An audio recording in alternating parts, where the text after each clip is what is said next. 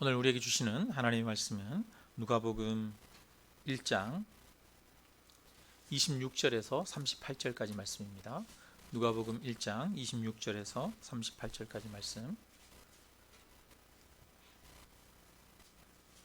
다 같이 우리 한 목소리로 같이 함께 읽겠습니다. 같이 읽습니다. 여섯째 달에 천사 가브리엘이 하나님의 보내심을 받아 갈릴리 나사렛이란 동네에 가서 다윗의 자손 요셉이라 하는 사람과 약혼한 처녀에게 이르니 그 처녀의 이름은 마리아라. 그에게 들어가 이르되 은혜를 받은 자여 평안할지어다.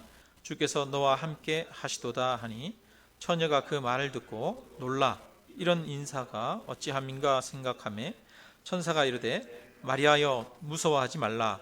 내가 하나님께 은혜를 입었느니라. 보라 내가 잉태하여 아들을 낳으리니 그 이름을 예수라 하라. 그가 큰 자가 되고 지극히 높으신 이의 아들이라 일컬어질 것이요 주 하나님께서 그 조상 다윗의 왕위를 그에게 주시리니 영원히 야곱의 집을 왕으로 다스리실 것이며 그 나라가 무궁하리라.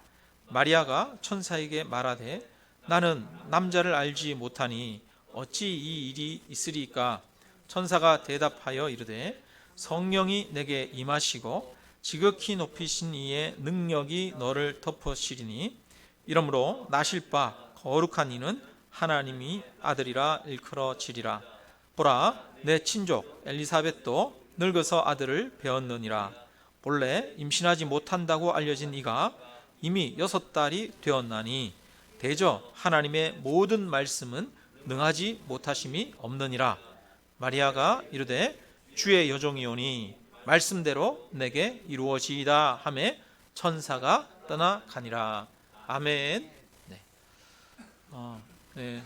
오늘이 2020년 코로나로 인해서 참 어렵고 힘들었던 한 해였는데 이 한 해의 마지막 주일입니다. 참 언제 가나 했는데 또 시간은 또 흘러 갔습니다. 코로나로 인해서 여전히 어렵고 어쩌면 또 우리나라도 100명 이상 계속 지속적으로 1000명 이상 지속적으로 발생하고 있어서 내년에는 더 힘들지 모르겠지만 또 그 가운데에서도 하나님이 우리를 보호하시고 이 또한 지나가게 하실 줄로 믿습니다. 네. 요한계시록을 순서대로 설교하고 있었는데 오늘은 한 주 성탄절과 관련된 말씀을 드리고 다음 주에 다시 요한계시록을 같이 보도록 하겠습니다. 초등학교 학생들에게 크리스마스가 누구 생일이니 이렇게 물었어요. 그랬더니 애들이 뭐라고 대답할까요? 예상하신 대로 산타클로스요 이렇게 얘기한 학생들이 65% 정도 된답니다. 더 많다는 거예요. 예수님 생일이요 이게 아니라 산타클로스요. 그걸 더 많이 얘기했대요. 성탄절에 어디 가고 싶니? 그랬더니 1순위가 백화점이요. 뭐하러? 선물 사러. 그렇죠? 두 번째는 영화관이요. 세 번째는 교회였다고 그렇게 얘기합니다. 이게 아마 옛날 어떤 자료니까 요즘엔 아마 그 앞에 또 다른 것들이 더 붙을 것 같아요. 어디 가고 싶니? 그러면 여행이요. 아니면 스키장이요. 뭐 이런 얘기가 더 붙을지도 모르겠습니다.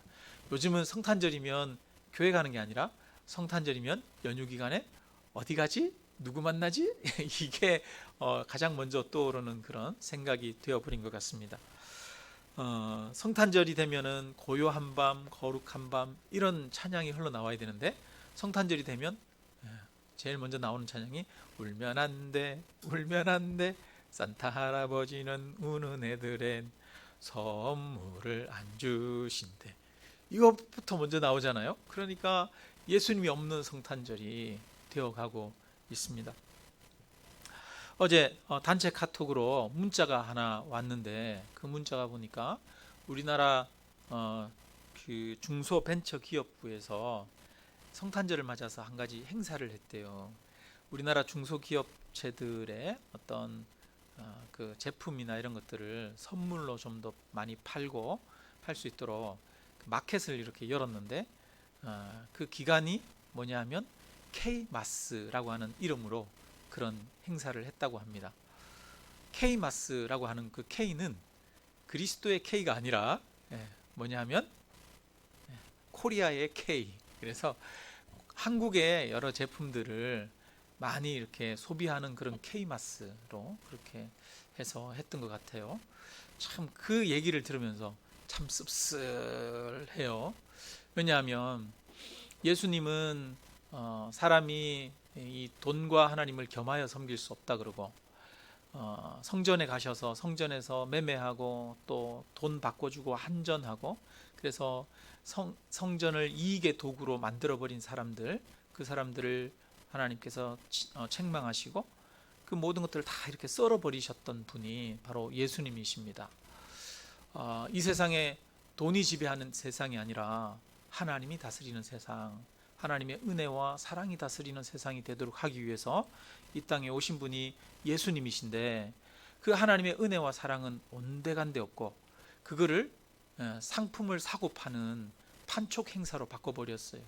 이름도 바꿔가지고 예수님의 이름조차 없애버리고 K마스라고 하는 말로 바꿔서 행사를 하는 것을 보고, 참 그것을 기획한 사람은 나름대로 또 어려운 중소기업에 도움을 주고자 그렇게 했겠지만, 이건 참 잘못된 거다. 예수님의 이름조차 바꿔버리는 건 참 잘못됐다. 그런 생각이 듭니다.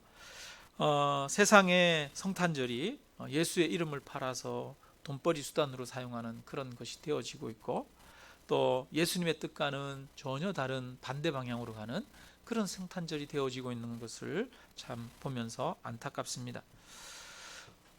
성탄절은 하나님과 근본 본체이신 예수님께서 종의 형체를 가지고 이 땅에 오신 날입니다. 하나님과 예수님의 엄청난 희생과 사랑이 있었던 날입니다. 뿐만 아니라 성탄절은 천지를 지으신 그 하나님께서 절망과 좌절 가운데 빠져 있는 사람들에게 함께 하고 계신다는 사실을 눈으로 보여주시고 육체로 보여주신 사건입니다. 그래서 모든 사람들이 하나님의 함께 하심을 기억하고 그 사랑과 그 은혜를 기억하는 그런 성탄절이 되고, 뿐만 아니라 예수님이 낮은 곳으로 내려오셨듯이 우리도 높아지고자 하는 욕심을 내려놓고 또 자기 이기심을 내려놓고 자존심을 내려놓고 낮은 곳으로 내려가는 그런 성탄절이 되어야 할 줄로 믿습니다. 세상이 이렇게 성탄절을 변질시킬지라도 저와 여러분은 그 성탄절의 기본 정신을 다시 한번 되새기고 그렇게 나아가야 하겠습니다. 이 크리스마스 때에는 하나님의 큰 사랑이 있었고 또 희생이 있었습니다. 그런데 성탄절에는 하나님의 희생과 사랑만 있었던 것이 아니라 성탄절엔 보니까 사람에게도 사람의 희생과 또 순종 또한 있었던 것을 보게 됩니다. 그래서 오늘은 하나님의 역사가 하나님의 역사뿐 아니라 사람의 순종을 통해서 또한 드러나고 이루어진다는 것을 한번 말씀을 통해서 살펴보기를 원합니다. 오늘 말씀의 주인공은 마리아예요. 마리아에게 천사가 나타나셔서 그에게 임신 소식을 알립니다. 근데 이때 마리아 나이가 몇 살쯤 됐을까요? 이때는 조혼하는 풍습이 있었습니다.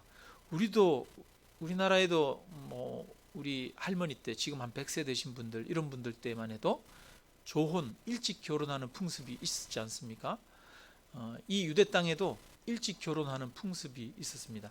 그래서 이 여자가 나이가 한 12살에서 15살 정도 되면 결혼하고, 남자는 한 20살 정도 가까이 되면 결혼하고 이렇게 했다고 합니다. 여러분 12살, 15살이면 우리나라 지금으로는 중학생이잖아요. 딱 중학생 나이에요. 그죠? 딱 중학생 나이인데 출산을 한 거예요. 결혼해서 출산하고. 그러니까 마리아가 몇 살에 아기를 낳았겠어요? 중학생 나이에 예수님을 낳은 거예요. 아무것도 모르던 그런 시절이 아니겠습니까? 못 모르던 그런 나이인데, 근데 이 당시에는 다 그렇게 결혼을 했던 거예요. 그래서 예수님이 동정녀에게 태어나기 위해서는 12살에서 15살 정도 나이에 그런 여인을 통해서 이 땅에 태어나셨습니다. 이 마리아는 참 나이도 많지 않은, 권력도 없는 그런 연약한 한 여인일 뿐이죠.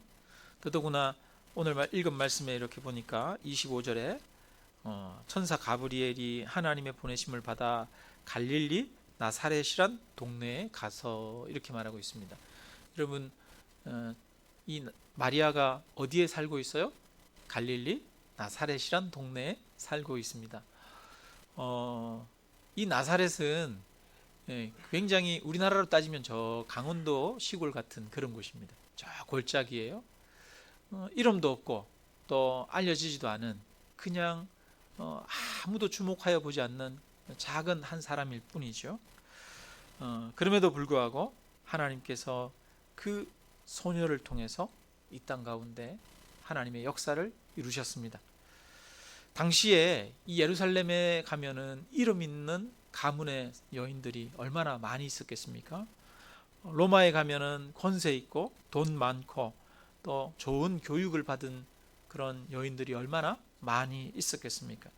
그러나 하나님은 그렇게 큰 명문가, 도시에 있는 사람들, 아니면 교육을 많이 받은 사람을 통해서 이 땅 가운데 오신 것이 아니라 작은 시골 마을에 정말 나이 어린, 아무도 주목하여 보지 않는 한 여인을 통해서 이 땅 가운데 오셨습니다. 그리고 이 땅을 구원하는 사역을 이루셨습니다. 하나님은 작은 자들을 통해서 일하시는 분이신 줄로 믿습니다. 하나님은 약한 자들을 통해서 일하십니다.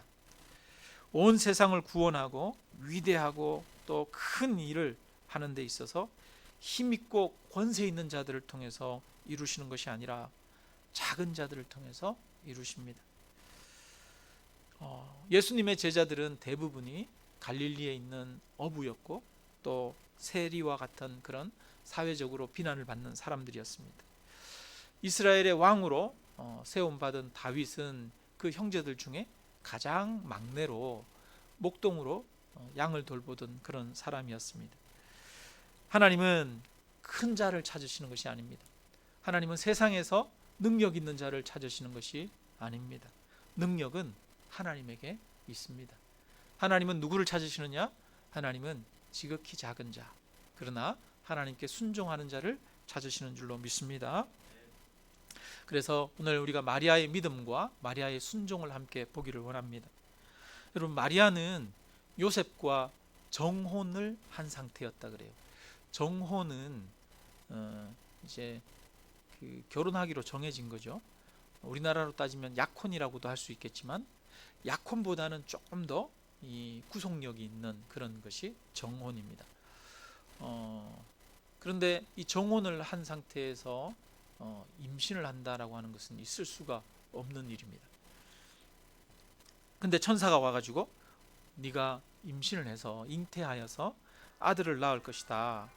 그 이름을 예수라 해라. 이렇게 말하고 있는 거예요. 그래서 이 방금 전화가 온 것처럼 뜬금없이 갑자기 천사가 와가지고 이런 얘기를 하니까 여러분 얼마나 이 마리아가 깜짝 놀랐겠어요. 너무나 충격적인 소식이죠. 결혼한 사람도 또 정상적인 부부로서 그렇게 살아가면서 임신이 돼도 깜짝 놀라잖아요. 전혀 예상치 못한 뜻밖의 사건에 놀라게 되는데 남자를 만난 적도 없는 이 마리아에게 천사가 와가지고 야, 너 임신했어? 너 아들을 낳을 거야? 예수라고 해? 이 얘기를 하니까 이거는 하늘이 무너질 만한 그런 소식이죠. 청천벽력과 같은 그런 소식입니다. 그래서 마리아가 묻습니다. 도저히 믿을 수가 없는 일이죠. 그래서 나는 남자를 알지 못하는데 어떻게 내게 이런 일이 일어날 수 있습니까? 그거는 불가능한 일이잖아요. 이렇게 물었습니다. 그러자 성령이 말씀하십니다. 천사가 말합니다. 성령이 내게 임하시고 지극히 높으신 하나님의 능력이 너를 덮으리니 네가 성령으로 출산하게 될 것이다. 이렇게 말합니다. 그러면서 이 친족의 이야기를 들죠. 이 사촌 중에 엘리사벳이라고 하는 분이 계셨거든요. 근데 이 엘리사벳은 나이가 많았어요. 그래가지고 늙었어요. 그래서 늙도록 출산을 못한 여인이에요. 그래서 이미 모든 사람들이 다 알고 있어요. 아유, 엘리사벳은 애 못 낳는 여자, 이런 소문이 다 나서 다 알고 있는데, 애 낳을 나이가 지났음에도 불구하고 그때 마리아 때 이미 임신을 해가지고 6개월이 된 거예요. 그러면서 천사가 그 마리아도 나이 많아 늙어서 임신하지 않았느냐, 하나님께서 하신 일이지 않았느냐, 그러면서 말합니다. 뭐라 그러냐면, 우리 37절에 같이 한번 읽어봅니다. 대저 하나님의 모든 말씀은 능하지 못하심이 없느니라, 이렇게 말씀하십니다. 그래서 마리아가 어떻게 나한테 이런 일이 일어날 수 있습니까? 이런 일은 불가능합니다. 이 얘기를 하는데 하나님은 하실 수 있다, 능하신 하나님이시다 라고 할 때 마리아가 이것을 믿은 줄로 믿습니다. 그래서 히브리서 11장 6절에는 믿음이 없이는 하나님을 기쁘시게 할 수 없나니 하나님께 나아가는 자는 반드시 그가 계신 것과 그가 자기를 찾는 자들에게 상 주시는 이심을 믿어야 할지니라, 이렇게 말씀하십니다. 여러분, 하나님은 반드시 살아계시는 분이신 줄로 믿습니다. 하나님은 능하지 못한 것이, 불가능한 것이 없는 분인 줄로 믿습니다. 하나님은 남자를 만난 적이 없는 여인에게도 또 잉태하게 하시고 또 출산하게 하시는 능하신 하나님이신 줄로 믿습니다. 그러므로 우리에게도 불가능한 것 같은 현실 속에서 그 불가능을 뛰어넘게 하시는 하나님이신 줄 믿으시기를 주님의 이름으로 축원합니다. 그래서 저와 여러분은 하나님을 구하고 찾는 자가 되어야 합니다. 이처럼 하나님은 하나님을 믿는 믿음의 사람들을 사용하시고 그들을 통해서 일하십니다. 이 마리아가 그 성령의 말씀을 듣고 천사의 말을 듣고 믿었어요. 그래서 우리도 그런 믿음이 있기를 바랍니다. 근데 이제 이 당시에 결혼 안 한 여인이 아이를 낳는다는 것, 아이를 가진다는 것, 그건 굉장히 위험한 일입니다. 왜냐하면 간음한 여인은 어떻게 하는 벌이 있냐면 돌로 쳐 죽이는 그런 벌이 있어요. 제가 예전에 그 중동에서 만들어진 그 영화, 그때 아마 이란에서 만들어진 영화 같아요. 그 영화를 하나 본 적이 있는데 그 영화의 내용 중에 이 간음하다가 잡힌 여인을 처벌하는 그런 모습이 있는 영화를 본 적이 있어요. 그 여인을 이 하반신을 이렇게 땅을 파가지고 땅에 묻어버리더라고요. 그리고 팔이나 이런 거를 이렇게 묶고 이렇게 해서 묻어버리고, 그 다음에 사람들이 주변에 이렇게 5m, 10m 좀 떨어져 가지고 돌로 던져서 이렇게 죽이는데, 그냥 우리 말로 이렇게 돌을 던져서 돌로 쳐 죽인다 그러면 여러분 우리 실감이 안 나잖아요. 근데 영화에 나오는 장면을 보니까 너무너무 실감이 나는 거예요. 그냥 돌이 이 주먹만한 돌, 작은 주먹만한 돌을 들고 사람들이 그냥 이렇게 던지는 게 아니라 어떻게 던지겠어요? 있는 힘껏 투수가 공을 던지듯이 돌을 그렇게 던지는 거예요. 뭐 이런데 온몸을 맞죠. 맞으니까 상처나고 뭐 찢어지고 피 금방 터지고 그러죠. 머리 맞으니까 머리가 그냥 깨지고, 돌멩이 큰 거에 한 번 맞으니까 그냥 사람이 그 자리에서 푹 쓰러지더라고요. 아마 이 마리아는 그걸 아는 사람이에요. 그죠? 이런 일들이 종종 일어나지 않았겠습니까? 그러니까 마리아는 충분히 내가 이 일이 나한테 일어난다면 나한테 어떤 위험이 닥칠지 충분히 아는 사람이죠. 그래도 12살에서 15살 되면 예전에는 사리를 조금은 분별할 줄 아는 그런 나이잖아요. 그러니까 자기에게 닥칠 일을 알매도 불구하고 이 마리아는 그 위험을 무릅쓰고 그 일을 받아들이게 됩니다. 마리아가 이 일을 받아들이는 건 참 얼마나 어려운 일인지 그걸 한번 생각해 볼 필요가 있습니다. 여러분, 우리가 어려운 부탁을 하면, 어려운 제안을 하면 대부분의 사람들이 뭐라고 대답합니까? 잠깐만, 조금만 기다려봐. 생각 좀 해보고. 아니면 이거를 좀 이렇게 거부하려면 생각 좀 해보고 하는 게 아니라 뭐라고 얘기를 해요?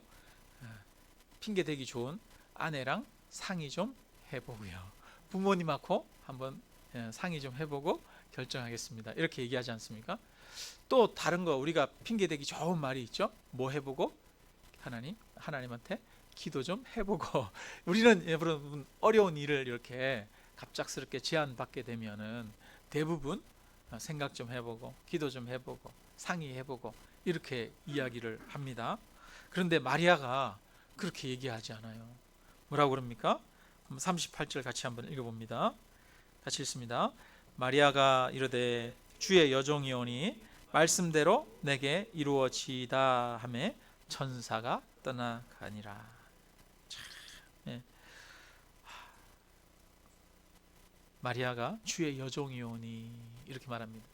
여러분, 여종이라고 하는 뜻은 노예라고 하는 뜻이에요. 나는 내 마음대로 내가 할 수 있는 권한이 없다는 거예요. 나의 권한은 누구에게 있다? 주께 있다. 하나님께 있다. 모든 권한이 하나님께 있다. 소유권이 하나님께 있다. 이런 말입니다. 여러분, 우리도 이 마리아의 고백을 할 필요가 있습니다.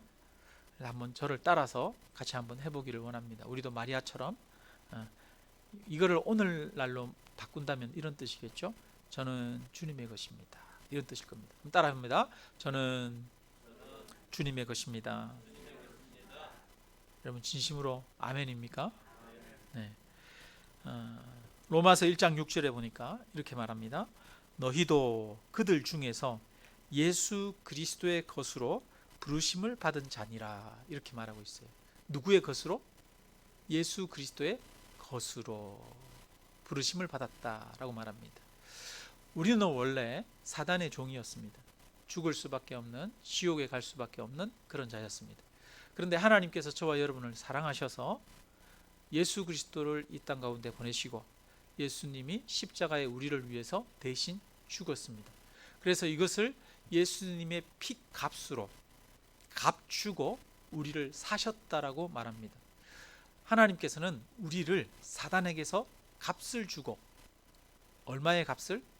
예수님이라고 하는 그 값을 주시고 우리를 사셨습니다. 그래서 이제 우리는 누구의 것이 되었습니까? 하나님의 것이 되었고 예수님의 것이 되었습니다. 값을 주신 분의 소유가 되었습니다. 모든 성도는 하나님의 소유입니다. 우리는 우리의 것이 아닙니다. 하나님의 것입니다. 그래서 너희도 그들 중에 예수 그리스도의 것으로 부르심을 받은 자니라. 예수 그리스도의 것이 되어진 사람이 진정으로 복을 받은 자이고 구원의 은혜를 얻은 자인 줄로 믿습니다. 그래서 모든 성도는 이 고백을 해야 되는 겁니다. 마리아가 했던 것처럼 주의 여종이오니 이 고백을 해야 되는 거예요. 모든 그리스도인은 나는 주님의 것입니다. 이 고백을 해야 합니다. 여러분, 우리는 주의 것입니다. 우리의 시간도, 우리의 건강도, 우리의 지혜도, 우리의 능력도, 우리의 모든 것이 우리의 주인 되시는 주님의 것입니다. 이 고백이 있기를 바랍니다. 그리고 이제 마리아가 또 말해요. 뭐라고 합니까? 말씀대로 내게 이루어지이다. 우리 한번 같이 한번 또 해보겠습니다. 말씀대로 내게 이루어지기를 원합니다. 네. 이 말은 예수님이 하셨던 말씀과 굉장히 닮아 있습니다. 예수님이 겟세마네 동산에서 하나님 앞에 기도합니다. 십자가를 지기 전에 이 십자가가 너무 고통스럽고 힘들기 때문에 모든 인류의 죄 짐을 지는 것이기 때문에 예수님이 아버지 할만하시거든 이 잔을 내게서 떠나게 해주십시오 이렇게 기도해요. 그리고 나서 마지막에 내 뜻대로 마옵시고 아버지의 뜻대로 되기를 원하나이다 이렇게 기도합니다. 이 내 뜻대로가 아니라 아버지 뜻대로 되기를 원하나이다 이 예수님의 기도가 오늘 누구에게 나타나고 있어요? 이 마리아에게도 동일하게 나타나고 있는 것을 보게 됩니다. 그래서 말씀대로 내게 이루어지이다, 이렇게 고백하고 있습니다. 예수님이 이렇게 태어난 데에는 이처럼 놀라운 마리아의 순종이 있었습니다. 그런데 이런 엄청난 순종이 하루아침에 되어진 것일까요? 결코 하루아침에 되어진 것은 아닐 것입니다. 예수님이 십자가를 지기까지 순종하셨다라고 말합니다. 하나님 아버지께 순종하셨습니다. 십자가를 지기까지 순종하는 그 순종은 하루아침에 되어진 것이 아닙니다. 예수님이 공생애를 살아갈 때 처음부터 예수님은 작은 일 하나에도 순종하셨습니다. 광야로 가가지고 40일 동안 금식하신 후에 마귀의 시험을 받을 때 마귀가 여러 가지로 유혹합니다. 그때마다 예수님은 아버지께 순종함으로 그 마귀의 유혹을 이겼습니다. 우리가 마귀의 유혹을 이기는 방법도 아버지께 순종하는 것을 통해서 이길 수 있는 줄로 믿습니다. 뿐만 아니라 예수님은 제자들을 세우는 데에도 혼자서 자기 생각으로 자기 뜻대로 제자들을 세우는 것이 아니에요. 제자들을 부르기 전에 산에 올라가서 밤새도록 기도하셨습니다. 그리고 산에서 내려오셔서 그 다음에 12명의 제자들을 부르셨습니다. 하나님 앞에 기도하고 하나님의 뜻에 따라 제자들을 세운 것을 볼 수가 있습니다. 예수님의 모든 사역들은 작은 것 하나하나가 바로 성부 하나님의 인도하심에 순종하신 결과였습니다. 그 결과, 그러한 길을 통해 십자가의 길을 가기까지 순종하셨던 겁니다. 마찬가지로 오늘 마리아가 엄청난 순종을 하고 있는 거예요. 결혼 안 한 여인의 몸으로 돌에 맞아 죽을 위험이 자기에게 있음에도 불구하고 주의 말씀대로 이루어지이다 라고 순종합니다. 아마 이 순종이 있기까지 마리아는 작은 일 하나하나에도 순종하는 그런 법을 배웠던 여인인 것 같습니다. 그래서 작은 것 하나에 순종하는 것이, 그 작은 것을 통해서 하나님은 역사하십니다. 우리에게도 큰 순종이 아니라 작은 것에서 순종하는 역사가 있기를 주님의 이름으로 축원합니다. 작은 순종들이 하나님의 역사를 여는 하나님의 역사를 경험하는 그런 기초가 되어지는 것입니다. 그리고 또 성탄절이 있기까지 마리아의 순종만 있었던 것이 아니라 요셉의 순종도 있었어요. 여러분은 만약에 결혼하는데 약혼한 여인이 임신을 했네? 내 자녀가 아니네? 그러면 그 여인이랑 결혼하고 싶어요? 안 하고 싶어요? 안 하고 싶잖아요. 그리고 여러분, 그러면 그 얘기를 들으면 이 마음이 어떻겠어요? 아니, 나를 이렇게 배신해? 이런 마음 들지 않겠어요? 아마 분노가 치밀어 올랐을 겁니다. 그냥 그 여인을 도저히 받아들일 수가 없었겠죠. 근데 참 이 요셉이 착한 사람이었어요. 기본적으로 좀 착한 게 좋긴 해요. 요셉이 착해서 보통 사람 같으면 아마 마리아 집에 가가지고 뭐 깽판 놓고 마리아 끌어내가지고 이 여인이 부정을 행했다 그러면서 누구냐고 막 상대가 누구냐고 막 그럴 텐데, 요셉은 그 얘기를 듣고 가만히 그냥 끊고자 합니다. 가만히. 그래서 자기 분노를 사귀고 또 상대방에게 해를 가하지 않기 위해서 가만히 끊으려고 그렇게 마음 먹고 그렇게 하고 있는데 또 천사가 이 요셉에게 나타났어요. 그래서 마리아가 잉태된 것은 누구로 되었다? 성령으로 된 것이니 마리아 데려오기를 두려워하지 말라, 이렇게 말해요. 그러면 이 요셉도 뭐를 믿었어요? 성령으로 잉태된 것을 믿은 것이요. 요셉도 이 믿음의 사람인 것을 알 수가 있어요. 그리고 이 요셉도 그 마리아를 데려옵니다.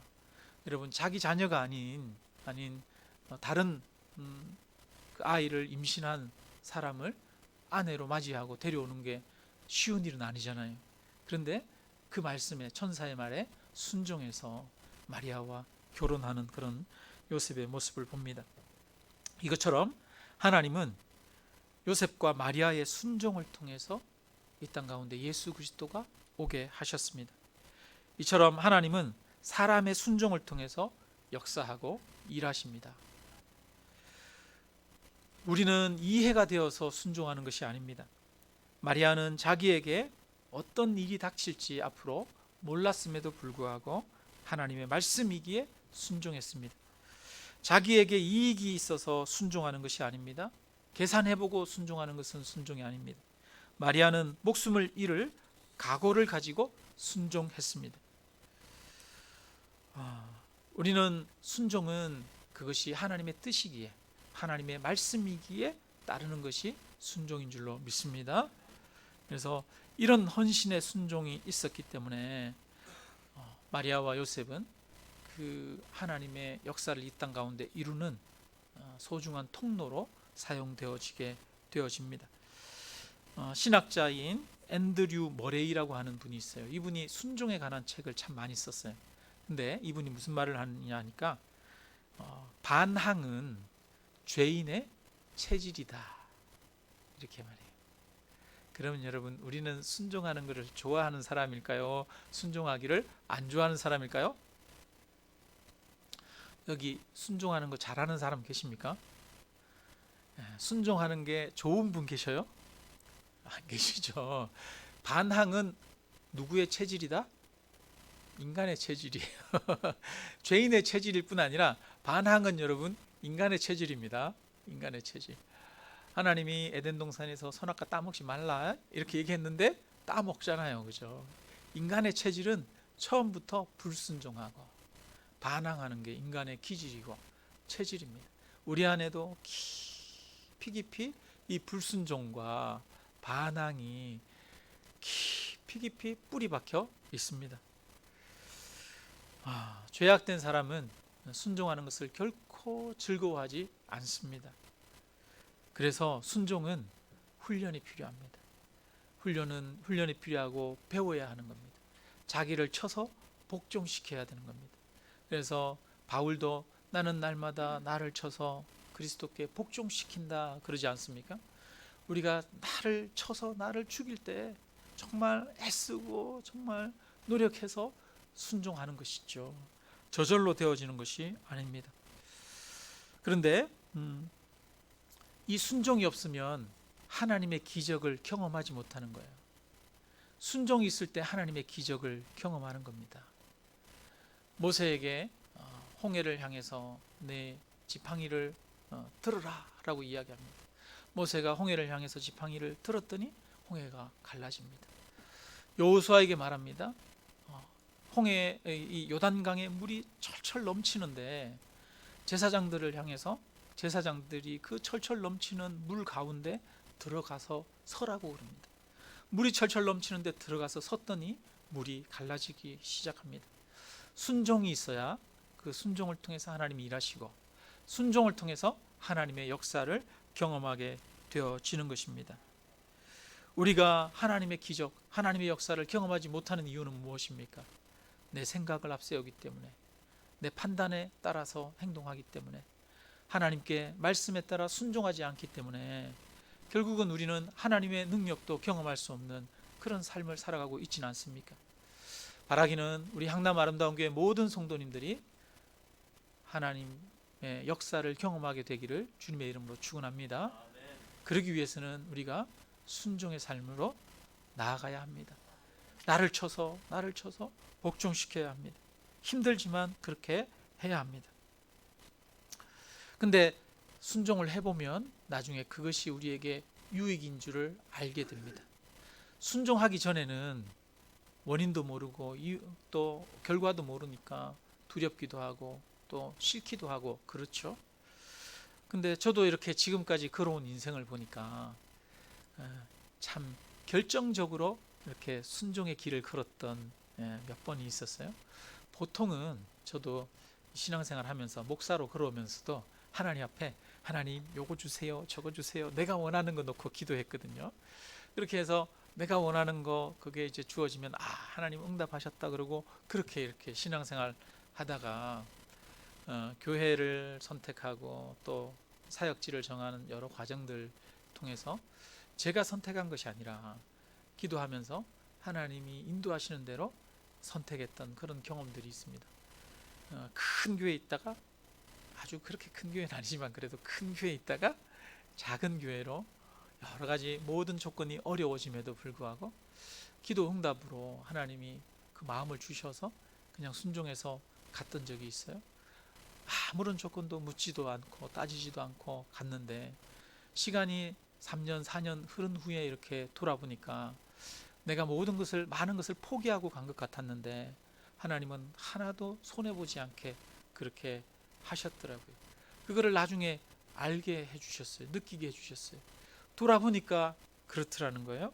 그래서 때로는 순종이 손해보는 것 같고 어려운 것 같고 고통스러운 것 같지만, 시간이 흐르고 보면 그것이 축복이고 유익이었던 것을 알게 됩니다. 마리아도 지금 이 순종이 얼마나 힘들었겠습니까? 죽는 것만큼 힘든 그런 순종이었습니다. 그런데 그가 순종했을 때 그는 정말 살아계신 하나님을 경험하는 놀라운 역사의 주인공이 되었습니다. 참된 구원의 길을 아는 자가 되었습니다. 그것처럼 저와 여러분도 순종의 고된 훈련을 통해서 순종이 유익임을 깨닫고 그 길을 가는 저와 여러분이 되기를 바랍니다.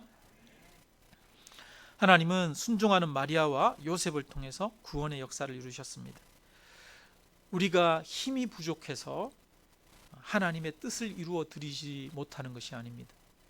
향남 아름다운 교회가 작아서 인원이 부족해서 하나님의 뜻을 이루지 못하는 것이 아닌 줄로 믿습니다.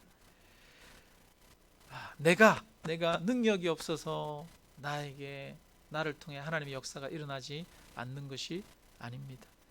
뭐가 없어서? 내게 순종이 없어서, 순종을 못하기 때문에 하나님의 역사가 이루어지지 않는 것입니다. 하나님의 나라는 순종으로 이루어집니다. 예수님이 힘으로 로마를 정복한 것이 아니라 십자가를 지기까지 하나님께 순종함으로 로마를 정복했습니다. 세상을 이겼습니다. 예수님이 사단의 머리를 깨뜨리신 것은 죽기까지 순종함으로 이루어진 것입니다. 우리도 하나님께서 우리를 통해 역사하시도록 순종함으로 반응하는 저와 여러분이 되시기를 주님의 이름으로 축원합니다. 마지막으로 한 번만 더 따라하고 설교를 마치겠습니다. 한번 따라합니다. 진심으로, 저는 주님의 것입니다.